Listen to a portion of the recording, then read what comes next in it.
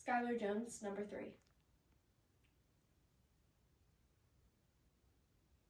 I was in the guidance counselor's office. I remember Miss Rosen wanted to talk to me about my college essay. I was in the bathroom. I remember I was really nervous for my math test. I was in the gym. I remember me and my friends were playing tag. Last year, there were 488 mass shootings in the United States.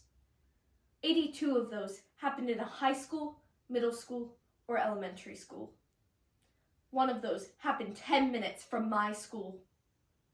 Today, March 4th, 2025, students from Appalachia High School are gathered at the Board of Education meeting to demand safer learning environments. I Was There by Sam Guzman tells the story of 3 students as they recall the day that their own classmate turned a gun on them. What I'm about to show you is a performance, but for over 400,000 students in America, this is their reality. They were there. I remember telling Miss Rosen that I could rewrite it if she wanted me to, that I could take out the stuff about my dad and him leaving, and if she needed me to, I could make it happier. I remember she got all teachery and diplomatic with me. It made me so mad. I'm 17 years old. I'm almost an adult. Just tell me what you need me to fix and I'll fix it.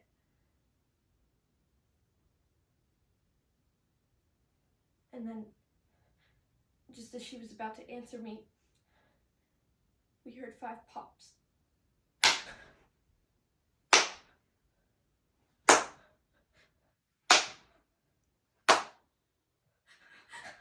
I ran out of the bathroom when I heard it. There was a girl on the ground. She was from my English class. I couldn't even remember her name. I wanted to help her.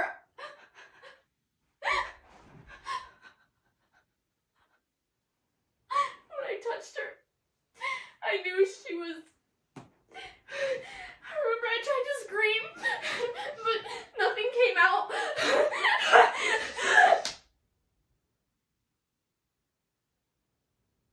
The text started coming in. Andreas, Eric, James. I remember telling them that kind of stuff's not real. That kind of stuff only happens on the news. It's not supposed to happen at our school.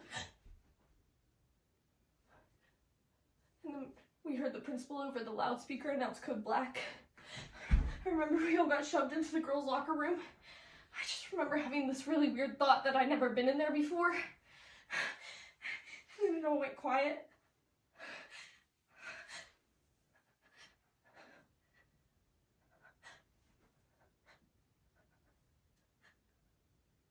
We were just waiting for more footsteps, for more popping.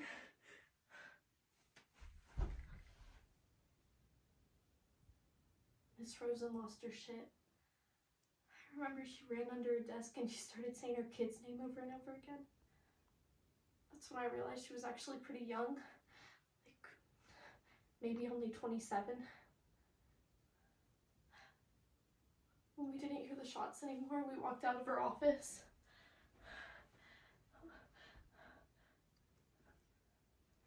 I remember there were bullet holes by the Princeton banner. There were kids on the ground. I couldn't even tell who was hiding and who was actually, shot, I guess. I crawled back into the bathroom. I was just waiting. I didn't even know what to wait for. I couldn't stop thinking about that girl's face and how I couldn't help her. And then I realized I had her blood all over me. I tried to scream, and this time sounds came out.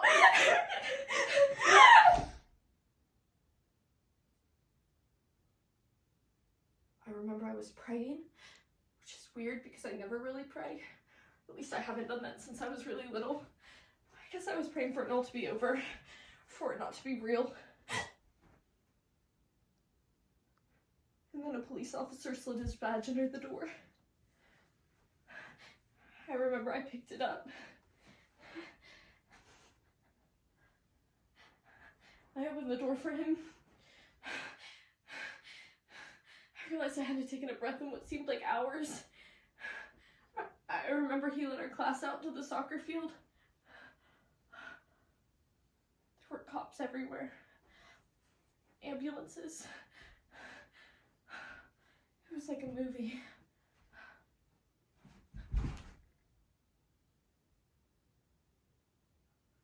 When the cops came, I had my hand on this foreign exchange student's stomach.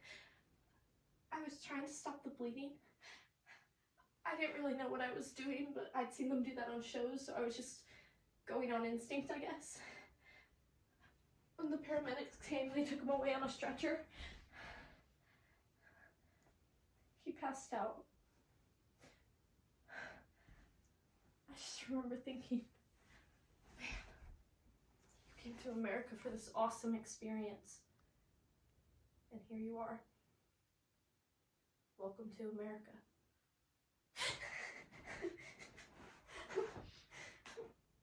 When I found out the shooter was Aaron, I wasn't really surprised. I mean, it made sense. In the sort of way that something like this can make sense, which it doesn't.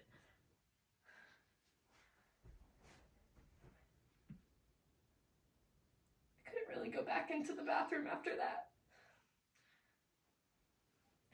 I didn't want to remember the complete feeling of powerlessness. I guess that's what it was. Felt like it didn't matter who I was,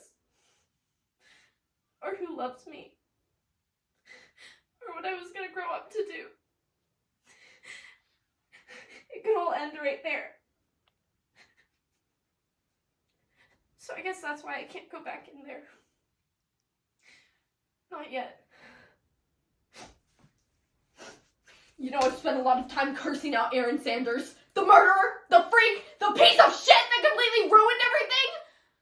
I mean, come on, we all get bullied. We all get teased. Just build a bridge and get over it. Get over it. I mean, you could have tried harder to fit in. I had to do it. You don't see me shooting up a bunch of kids. God, I don't even think he knew anybody that he shot.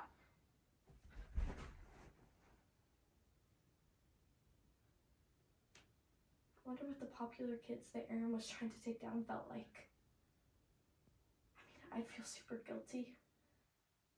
How could you live with yourself? Knowing you drove someone essentially to insanity?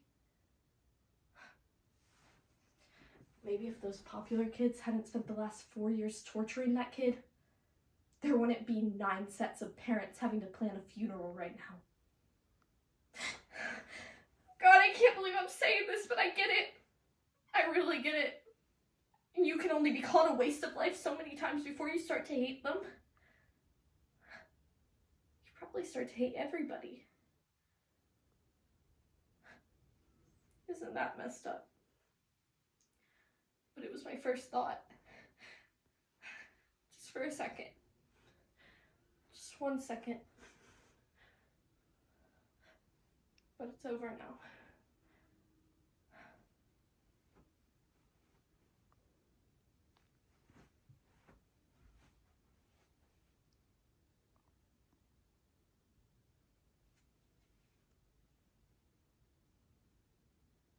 Dear Mom, sorry for everything. Sorry for not being the kind of kid you always wanted me to be. The star student, the athlete, the prom king. Sorry for not having the talent or the skills or the ability. Sorry for being a creep, a weirdo, a loser, a homo, a psycho. I'm sorry I didn't come to you. I'm sorry you couldn't help me. And I'm really sorry that I couldn't help myself.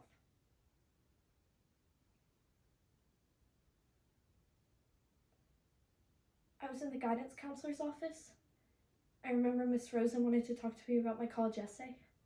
I was in the bathroom. I remember I was really nervous for my math test. I was in the gym. I remember me and my friends were playing tag. I was there. Thank you.